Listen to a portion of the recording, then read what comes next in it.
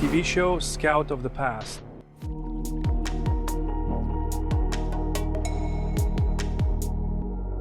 In the previous episode, around 2014, I was in the Chernobyl Zone side in Polesskoye. Now the army is managing things here, as this was a Russian weapons warehouse and it was blown up. They say there are definitely unexploded grad rockets underneath, but no one wants to go in. They said it's better not to step off the asphalt. Scout of the Past.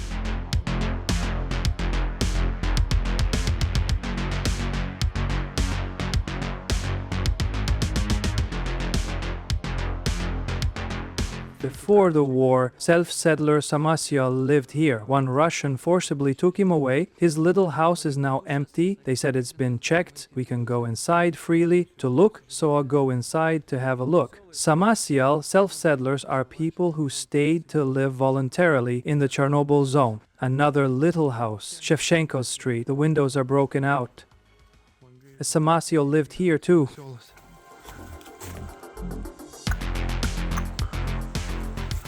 Now look inside.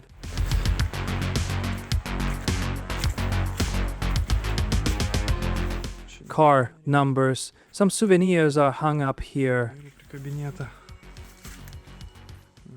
I'm going inside to look.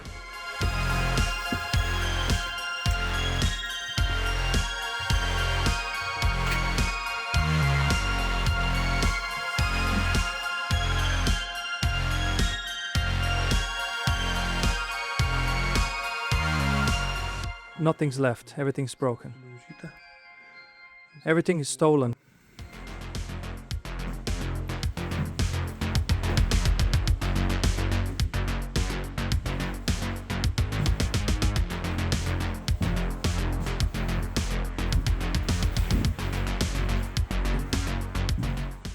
Nice. Old Christmas decorations, some document, a medical book.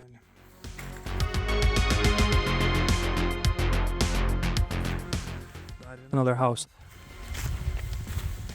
Let's see how they lived. Shevchenko 46.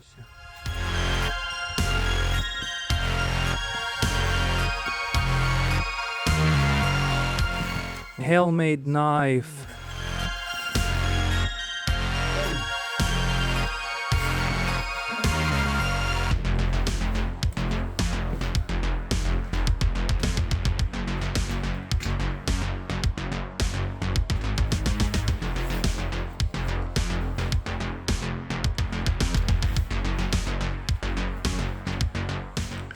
The bedroom.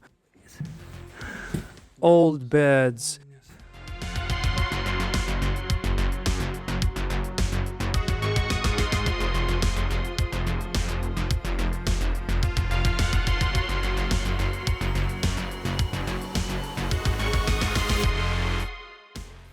Right. Samashols lived here at this end, right? Yes, an old man lived who looked after the church, and another man lived. He has now moved into houses. Well, look, there are 4 good houses there in good condition. And who owned them? The old man. They were his, right? Residential, yes. Yeah. Shall we go to the church now, right? To have a look. We drive further. We won't go to the church. We won't go? Why? Road is blocked. And what's on that road? Some kind of blockage? Some cars parked there. Okay, we've arrived at the town center in Poliske, the very center of the town. I'll switch the camera in a moment. Here is the Palace of Culture. It was once a very beautiful building, only its roof has collapsed. Upstairs, you can see various symbols of Soviet Ukraine there. Down here, tiles are laid out. In short, this is a kind of architectural masterpiece of the Polesskiye region, with all sorts of interesting decorations like this.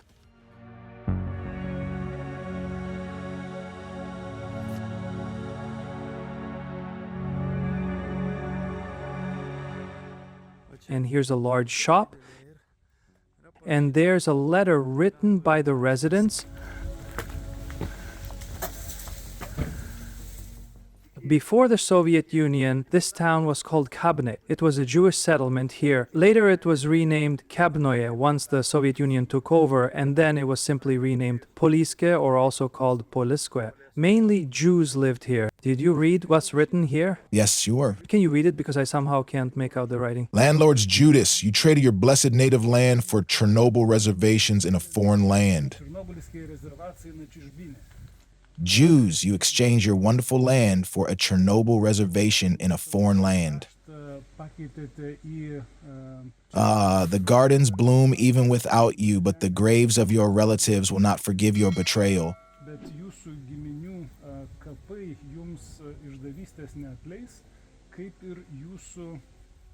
Just like your parents' homes left orphaned. And it's signed May 2006. This was a shop. Oh, heavy text. Yo, a heavy text. Look, Russians lived here too. Look here, Russian food rations left behind. This is a KCAP's ration pack. Yes, a food ration. Well, nothing surprising. Nothing surprises here anymore. This is how they live. The Russians would like the whole world to live just like this. Let's maybe get out of here. They said these buildings haven't been demined yet, not checked, just so we don't accidentally step on some kind of tripwire. They said the town center was supposedly checked, but they didn't look at the building. Really need to watch underfoot, not to step on something that could explode, so there aren't any tripwires, unexploded ordnance left behind.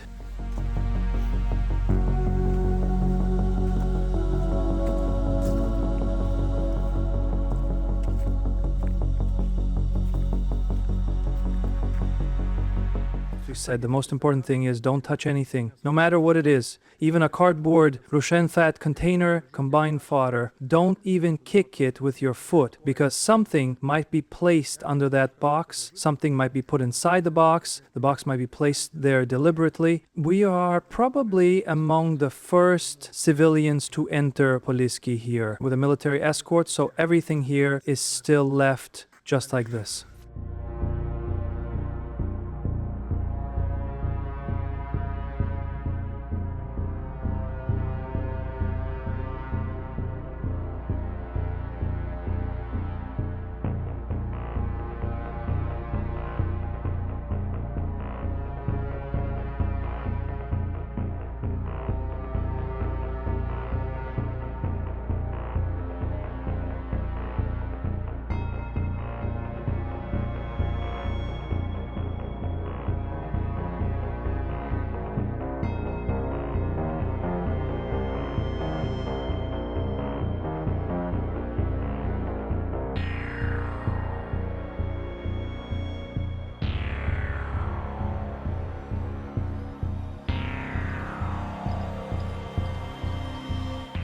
We drove past the blown-up Russian tank, so we're coming back a bit to take a look.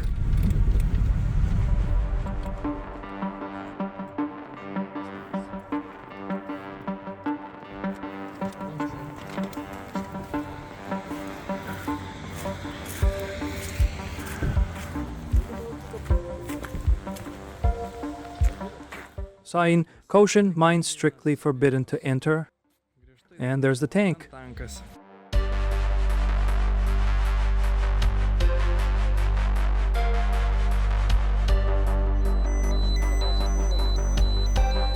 0.54.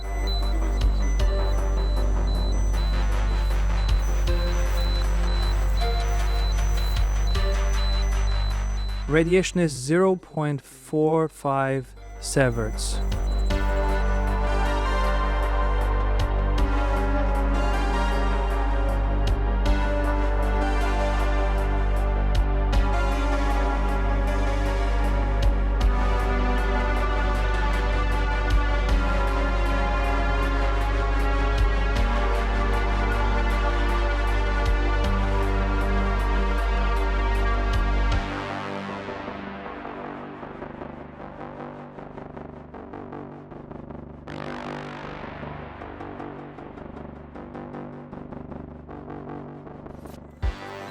The turret of a T-72 tank. 0.45 radiation background.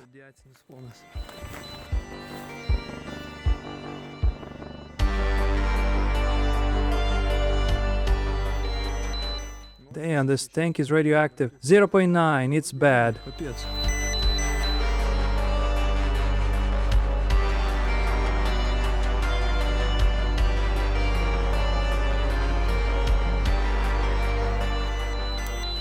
They say it's a tank from the Chernobyl Zone.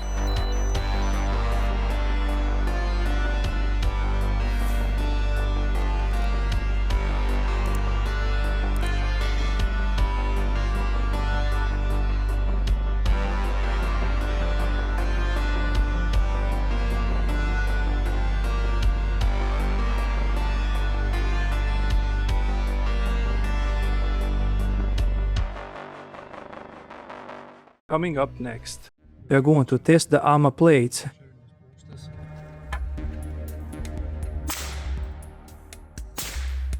Whoa, Wolfa, you missed!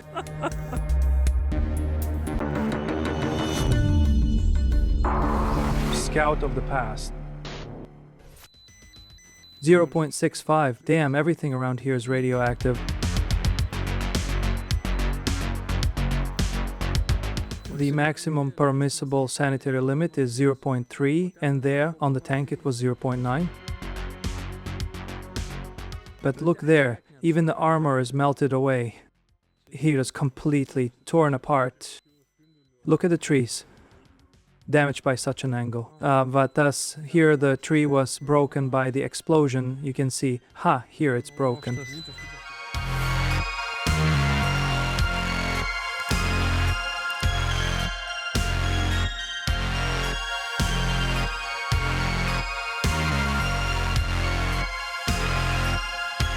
Well, nice, a mine was placed on the edge of the road, and the whole little tank was thrown up.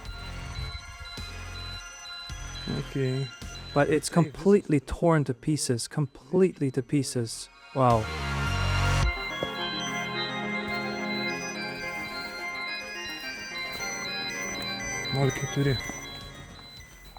Okay, let's go back to the road, and now we'll go shoot the plates, because it's a bit radioactive here. You can see the sunflower harvest wasn't collected. Already one combine harvester already exploded. They said that the combines are simply more expensive than the harvest left behind. Let's try to shoot an armor-piercing shell here so as not to scare the local residents. We put a sound suppressor on the weapon and just stopped anywhere in the woods. We'll shoot the plates.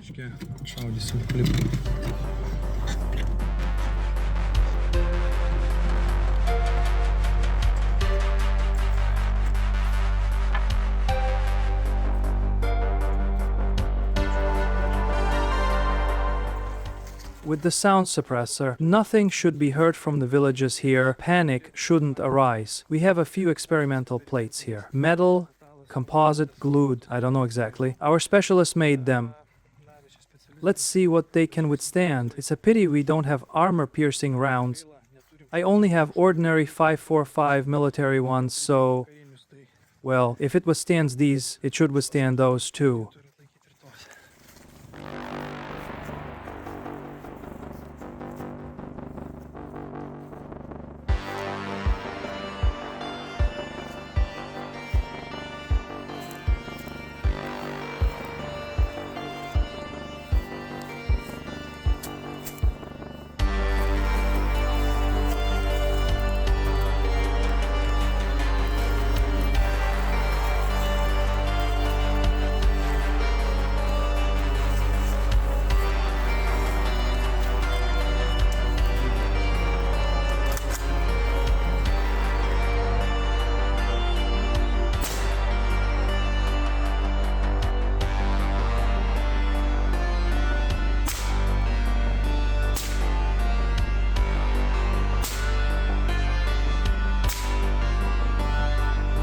Let's take a look.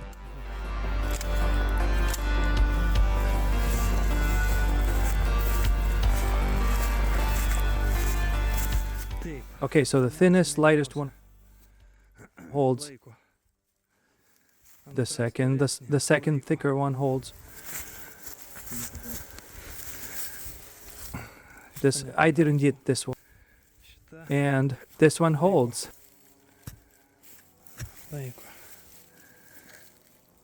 You see, this one is delaminated. It seems it is good plates. Okay, shoot this again, Boban.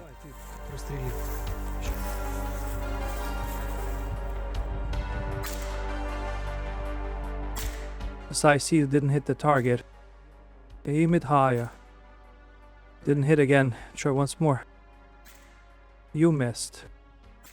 You didn't hit a target. What's happening? You're still missing. The damper does not tighten. Okay, I shoot it again. Okay, I'll come a bit closer. You missed. You didn't hit a target. You miss again, Vova. Are you out at bullets? Yes, it seems. Let's try again.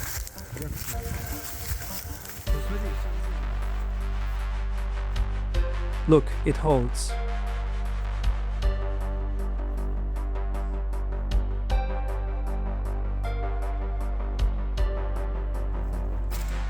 Sudden hit. There was a hit. I hit a target, but not there where I wanted. Like this, yeah? Yes. Here's a hit. Oh, this is... Look, it holds. It delaminated. Well, I hit it also here.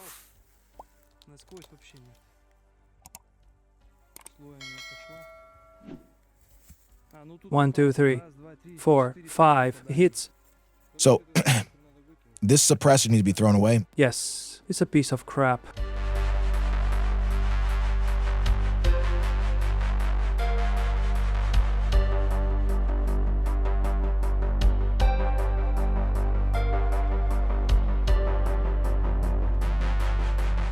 Okay, that's it, folks. The automatic rifle shoots well, but with that sound suppressor attached, it wobbles a bit and it's very hard to aim, but still, hit them all. They all held up, so everything's okay. Let's quickly pack our things and get out of here because people will soon start getting nervous about those shots. Okay, I'm ending the broadcast. Thanks for watching. See you in the next broadcasts. Bye. And if you enjoyed this video, leave a comment, click subscribe, and be the first to see our latest journeys. And of course, don't forget to support Ukraine. In the next episode, behind me is a closed road towards NATO, a former radar base. I wanted to see this object no less than the Chernobyl Zone and the Duga antenna. The plan is to stay the night here, almost 2.5 kilometers high. Wow, I'll sleep here. Scout of the past.